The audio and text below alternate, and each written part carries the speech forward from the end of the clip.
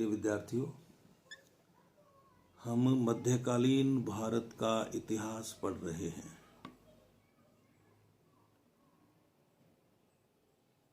और आज हम भारत में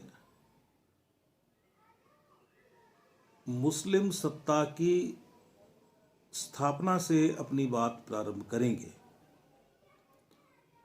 लेकिन आपको ध्यान है कि इससे पहले हम मध्यकालीन भारतीय इतिहास के स्रोत पढ़ चुके हैं।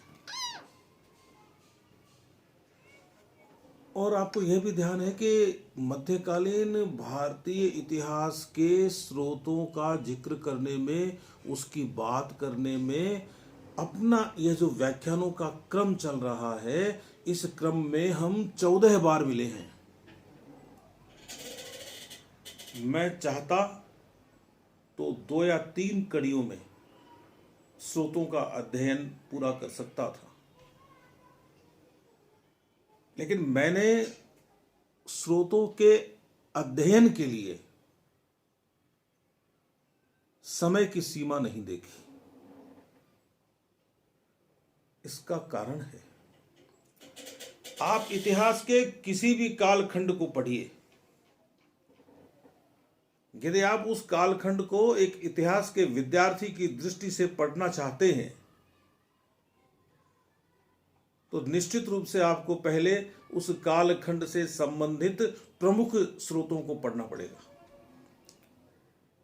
क्योंकि स्रोत ही वह सामग्री है जिससे इतिहास की रचना होती है।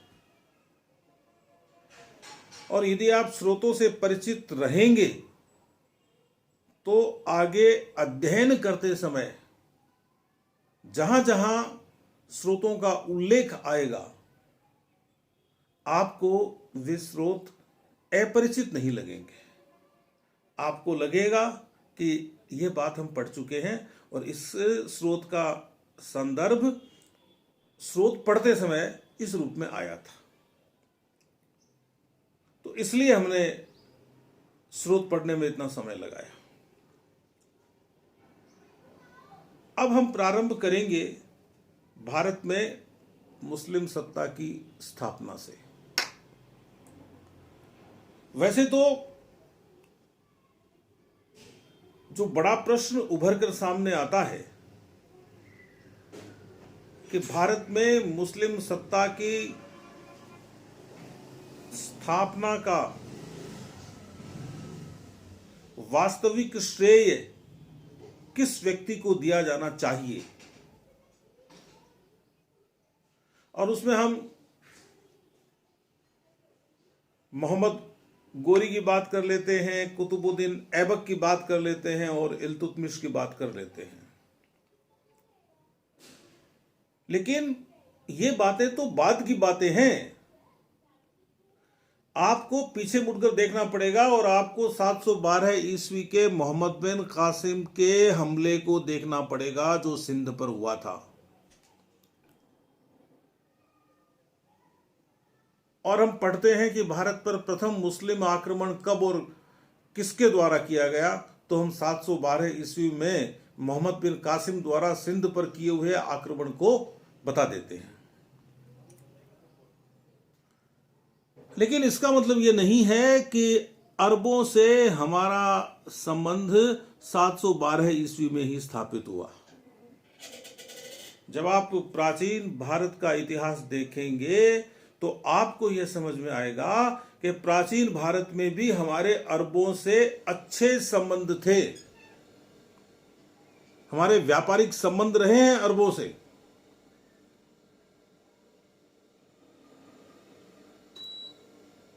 व्यापार की वे कड़ी थे हमारे लिए।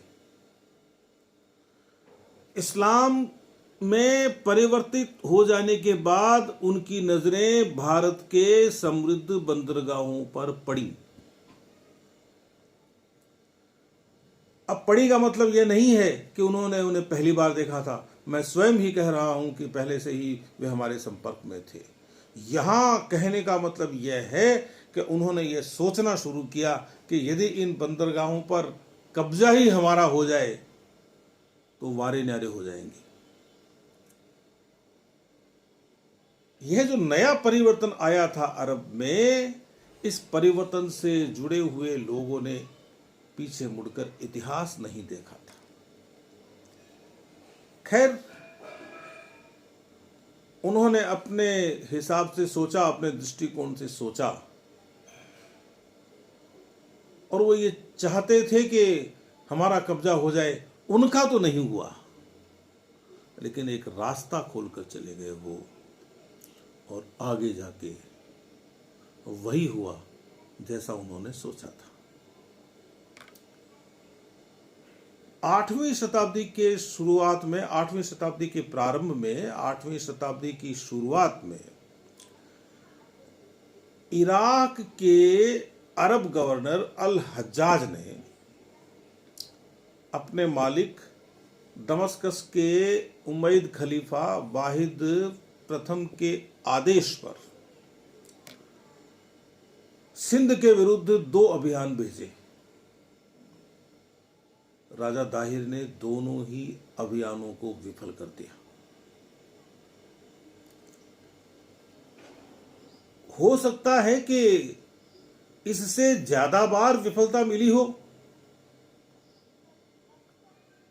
और उन विफलताओं से आक्रोशित होकर और हज्जाज ने अपने नौजवान भतीजे और दामाद, वो दामाद भी था, कौन, मैं नाम ले रहा हूँ, इमादुद्दीन मोहम्मद बिन कासिम, जिसे आप मोहम्मद बिन कासिम के नाम से जानते हैं, उसको भेजा कि तुझे सिंध जीतना है। एक बड़ी सेना दी गई उसको। वह बलूचिस्तान होता हुआ, जो पहले ही अरबों के नियंत्रण में था, और सिंध के बंदरगाह देवल पर आ गया।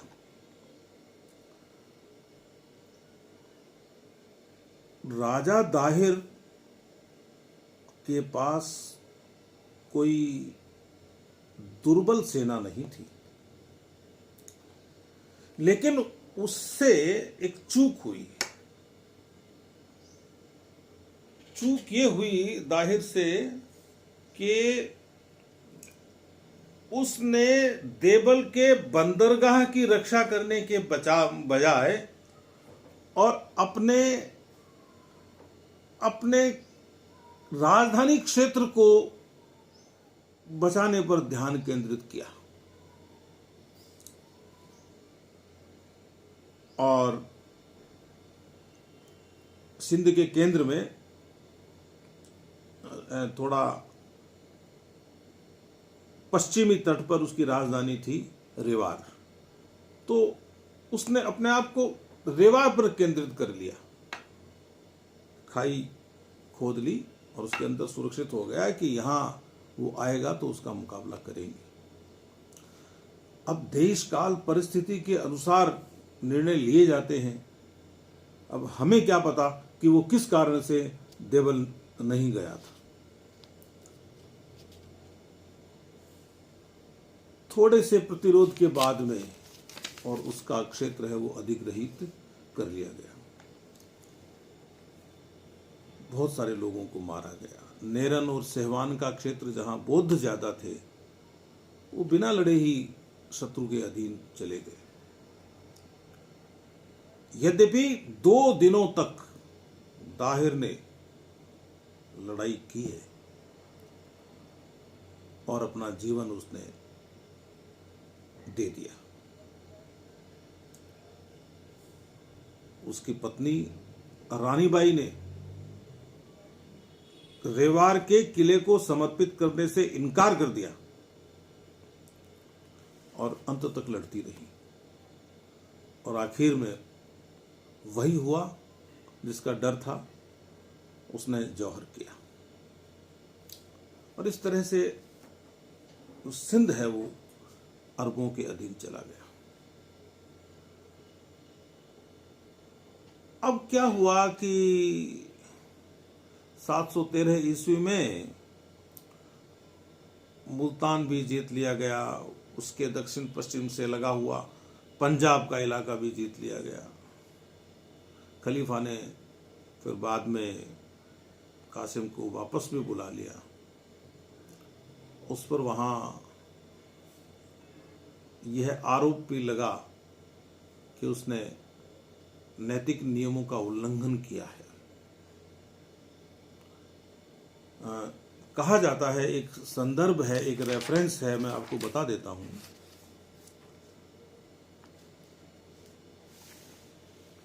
कि राजा दाहिर की 2 बेटियां थीं, परमल देवी और सूरज देवी। इनको वो बंदी बनाकर ले गया कासिम और उनको खलीफा के हरम में डाल दिया ले जाके। जो संदर्भ लिखा हुआ है मैं आपको वह बता रहा हूं, और यह संदर्भ है वो अपने ये जो पुस्तक है जेएल मेहता की किताब है, उस किताब में एक रेफरेंस दिया हुआ है, उसको मैं बता रहा हूं। तो उनको वहां रखा और बाद में जब उचित समय आया, उनसे बातचीत हुई, तो उन्होंने ये कहा कि ये जो कासिम है इसने 3 दिन तक और हमें अपने खुद के यहाँ बंदी रखा और खलीफा के पास भेजने से पहले और हमारी मर्यादा भंग की। खलीफा को इस बात से बड़ा क्रोध आया और उसने कासिम को मृत्यु दंड दिया। अब आगे यह भी लिखा हुआ है कि बाद में उन लड़कियों ने यह कहा कि हम तो झूठ बोली थी, हमें तो हमारे पिता की मृत्यु का बदला लेना था। तो कहते हैं कि बाद में उनको भी दंडित किया गया और घोड़े की पूंछ से बांध के तब तक घसीटा गया जब तक उनकी मृत्यु नहीं हो गई। ऐसी बहुत सारी बातें आपको मध्यकालीन भारत के इतिहास में मिलेंगी और मैं सारी बातें तो बता ही नहीं पाऊंगा, लेकिन मेरा ये कहना है कि इस तरह के संदर्भ कहीं कहीं आए तो आप उनको देखिएगा और उनकी पुष्टि करने की कोशिश भी कीजिएगा दूसरे स्रोतों के माध्यम से। तो चलो, इस तरह से सिंध है वो अरबों के अधिकार में चला गया और अरबों ने यह जो सिंध की विजय की थी, इसके 2 पक्ष हैं। एक पक्ष तो यह है कि अरबों से हमारा संपर्क और बढ़ा, अरबों से संपर्क ज्यादा बढ़ने के कारण और दोनों ही तरफ से, और जो हमारे जो ये कह सकते हैं कि सांस्कृतिक विचार या हमारे सांस्कृतिक ज्ञान का आदान प्रदान हुआ, ऐसा कह सकते हैं। और वह एक अलग बिंदु है, उस पर भी बड़ी बात हो सकती है। आम जनता है वो इन चीज़ों को ज़्यादा समझती नहीं, लेकिन वो बहुत जल्दी अनुकूलित हो जाती है। और अपने भारत की तो यह खास बात ही है कि हम तो ये समझ लीजिए कि आत्मसातीकरण के अगुवा थे और आज भी हैं। हर अच्छी चीज़ को हम ग्रहण करते हैं और हमारी हर अच्छी चीज़ हम दे भी देते हैं। खैर, लेकिन राजनीतिक दृष्टि से देखें तो अरबों द्वारा सिंध की विजय का भारत में कोई स्थायी प्रभाव नहीं हुआ। इतिहासकार स्टैनले लेनपुर लिखता है कि यह भारत एवं इस्लाम के इतिहास में एक उपकथा तथा एक परिणाम शून्य विजय थी। भाई, उन्होंने ऐसी जगह जीती जहां कुछ पैदा ही नहीं होता था। मैं ये नहीं कह रहा कि जिस जमीन में कुछ पैदा न होता हो वह जमीन शत्रुओं के पास चली जानी चाहिए, ये नहीं कह रहा मैं कह रहा हूं कि उनको कोई लाभ नहीं मिला इसका। लेकिन यह जरूर हुआ कि 3 शताब्दी के बाद तुर्कों को भारत की जीत का उपहार मिल गया। पहले महमूद गजनवी ने भारत पर हमले किए और उसके बाद मोहम्मद गोरी ने भारत पर हमले किए। आपको ये बताएं कि 1191 और 1192 ईस्वी में अफगानिस्तान से मोहम्मद गोरी आया। 1191 में वो पृथ्वीराज चौहान से हार गया। 1192 में फिर आया और जीत गया। यहाँ पर वह अपने आदमी छोड़ गया, अलग अलग इलाकों में अलग अलग लोगों को छोड़कर गया, और उनमें से एक आदमी कुतुबुद्दीन ऐबक ज़्यादा होशियार था और 1192 से लेकर 1206 ईस्वी में मोहम्मद गोरी की मृत्यु तक वह यहाँ मोहम्मद गोरी का अधीनस्थ बनकर, उसका गुलाम बनकर, उसका दास बनकर शासन करता रहा और उसके मरने के बाद में उसने अपने आप को सुल्तान घोषित कर दिया।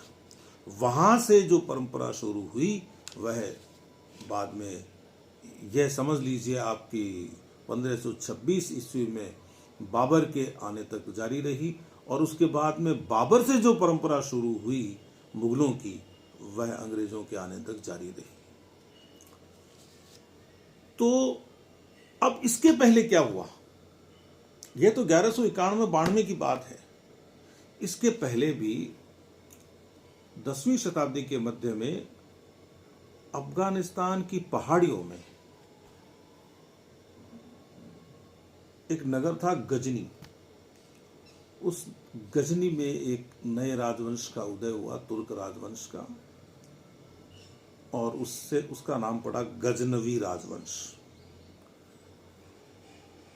962 ईस्वी में अलप्तगीन नाम के व्यक्ति ने यह अपना राज्य स्थापित किया था, वह भी गुलाम था।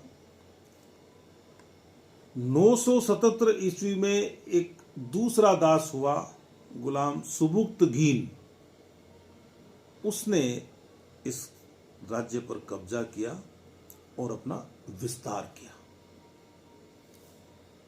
यह जो सुबुक्तगीन था, इसने 986-87 ईस्वी में भारत पर हमला किया है, भारत की सीमा पर, और जनता को घोर यातनाएं दी हैं। उसको हिंदू राजा जयपाल से कठिन संघर्ष करना पड़ा। हालांकि बाद में उनमें संधि हुई और उसने जयपाल पर वादा तोड़ने का आरोप लगाकर फिर हमला किया और उसको पराजित कर दिया। 997 ईस्वी में सुबुक्तगीन की मृत्यु हो गई, और उसके बाद ये समझ लीजिए कि जब उसकी मृत्यु हुई थी उस समय सारा तो अफगानिस्तान, खुरासान, बल्ख, भारत का पश्चिमोत्तर हिस्सा, यह पूरा उसके शासन में आता था। उसके मरने के बाद में और गजनी का आसन उसके पुत्र महमूद के अधिकार में आया। वह सुबुक्तगीन से भी ज्यादा महत्वाकांक्षी था। अब तक इन लोगों की उपाधि हुआ करती थी अमीर, लेकिन उसने सुल्तान उपाधि धारण की, सुल्तान की पदवी अपने लिए तय की। तो इतिहास में महमूद गजनवी पहला शासक है जिसने सुल्तान की उपाधि ली। एक तो आप ये याद रखें। महमूद गजनवी ने 1000 से 1027 के बीच में भारत पर 17 बार हमले किए, और 1026 ईस्वी में उसका हमला सोमनाथ के मंदिर पर था। यहां से उसने इतना धन लूटा कि वह सारे धन को समेट कर ले जा भी नहीं सका। यह एक अलग विषय है कि भारत में इतनी बार ये विदेशी हमला हुआ और हम संगठित होकर इन विदेशियों का मुकाबला नहीं कर सके। सोमनाथ का विध्वंस किया और उसके बाद में उसने सिंध के जाटों पर भी हमला किया और 1030 ईस्वी में वो महमूद गजनवी मर गया। महमूद गजनवी के आक्रमणों से दुनिया के सामने यह जाहिर हो गया कि हिंदुस्तान पर हमला किया जा सकता है। अंग्रेजों ने जब हमारा इतिहास लिखना शुरू किया और उन्होंने हमें इतिहास पढ़ाना शुरू किया, या उन्होंने ये तय किया कि भारतीय इतिहास में क्या पढ़ेंगे, तो उन्होंने एक बात को बार बार दोहराया कि ये लोग आपस में लड़ते रहते थे और इनकी आपस की फूट के कारण ही और यहाँ विदेशियों के हमले हुए, उनको सफलता मिली। ये बात सच है, लेकिन वे जिस रूप में रखते हैं बात उस रूप में नहीं है। आप प्राचीन भारत की सीमाओं को देखिए, हम कहां से कहां तक फैले हुए हैं। इतने बड़े भूभाग पर क्या कोई एक राजा शासन कर सकता है? निश्चित रूप से अनेक राजा शासन करेंगे और उनके मध्य संघर्ष भी होगा। जब यूरोप के राज्यों में आपसी संघर्ष हो सकता है और उन राज्यों के भूगोल को मिला दें तो वो भारत के भूगोल के सामने बहुत कम है, तो वहां के राजाओं के आपसी संघर्ष को तो आप यह नहीं कहेंगे कि वे आपस में लड़ रहे थे। और भारत जितने बड़े भूभाग में और इस तरह का राजनीतिक संघर्ष होता है कि दूसरे देशों के आक्रमणकारी यहाँ पर कब्जा कर लें, उस बात को आप प्रकाशित करके बताते हो, अंडरलाइन करके बताते हो, अधोरेखा खींच के बताते हो। ये तो उनको करना ही था, क्योंकि वो हमें क्यों पढ़ाएंगे अच्छी बातें हमारे लिए। हमारा जो मूल स्वरूप है, हमारी जो मूल शक्ति है, वह तो हमारा सांस्कृतिक राष्ट्रवाद है। सांस्कृतिक दृष्टि से हमारा भारतवर्ष राजाओं के आपस में संघर्षरत होने के बाद भी एक था, और यही कारण है कि हम में आत्मसातीकरण की प्रवृत्ति विकसित हुई। तो महमूद गजनवी के आक्रमण का भी भारत पर कोई स्थायी प्रभाव नहीं पड़ा, क्योंकि उसने सिर्फ पंजाब को अपने कब्जे में लिया था और वहां से भी उसे कोई ज्यादा मतलब नहीं था। उसको बार बार हिंदुस्तान पर हमला करना था, इसलिए उसको एक रास्ता चाहिए था। महमूद गजनवी का उद्देश्य भारत में शासन की स्थापना करना था ही नहीं। उसका उद्देश्य तो यहां पर लूटमार करना था, अपना खजाना भरना था। मुख्य उद्देश्य उसका ये था। और मैं आपको बताऊं कि यह जरूर है कि महमूद गजनवी ने तो लूटमार की, या हम कुछ इतिहासकारों की बात माने तो अपन यह भी कह सकते हैं कि उसने यहां उस विचारधारा का आतंक फैलाने की कोशिश भी की जिससे वह आता था। मैं आपको ईश्वरी प्रसाद जी की किताब भारत का इतिहास 1000 ईस्वी से लेकर 1707 ईस्वी तक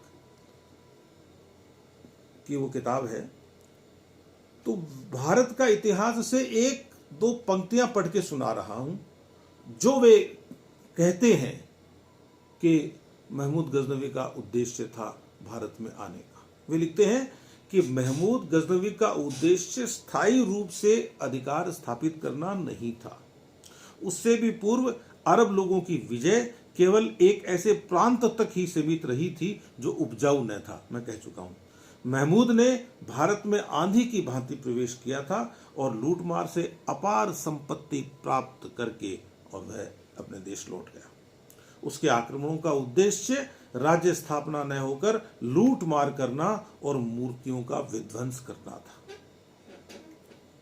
इन उद्देश्यों की पूर्ति होते ही उसने असंख्य भारतवासियों की ओर तनिक भी ध्यान नहीं दिया। तो यह तो महमूद गजनवी की बात हुई। महमूद गजनवी ने तो नहीं सोचा भारत में शासन स्थापित करने की, लेकिन उसके बाद में जब मोहम्मद गोरी आया तो वह यहां शासन की स्थापना की नीयत से आया।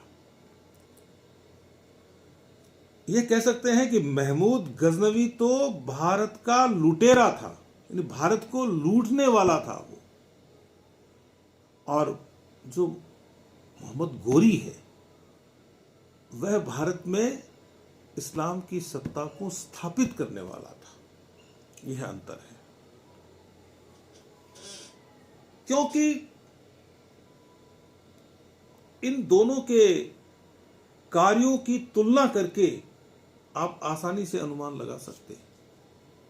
मोहम्मद गोरी ने उस चुनौती का सामना करने की हिम्मत की जिसके तहत यह स्पष्ट था कि यदि भारत में सत्ता स्थापित करनी है तो यहाँ के वीरों से, यहाँ के वीर राजाओं से, यहाँ के वीर सैनिकों से लड़ना पड़ेगा, और वह लड़ने के लिए तैयार होकर आया था। तो यह सही है कि महमूद गजनवी जब मर गया 1030 ईस्वी में, उसके बाद में जो उसका साम्राज्य काफी दूर तक फैला हुआ था, वह साम्राज्य धीरे धीरे धीरे धीरे कमजोर पड़ता चला गया। और बाद में जब मोहम्मद गोरी को मौका मिला तो उसने अपनी तरफ से एक नई शुरुआत की। तो जब अपन अगली बार मिलेंगे तो मोहम्मद गोरी की बात करेंगे। तब तक आप, एक तो वह जो प्रारंभ में मैंने आपसे कहा था कि आप स्रोतों को पढ़ लीजिए, तो एक बार स्रोतों को पढ़ लीजिए। लिखित सामग्री भी मैंने दे रखी है आप लोगों को, और व्याख्यान आपके पास है ही, उनका लिंक आपके पास है ही। आप उनको दोबारा सुनिए ताकि आगे अपन जब चलें तो आपको सुविधा हो जाए समझने में। धन्यवाद।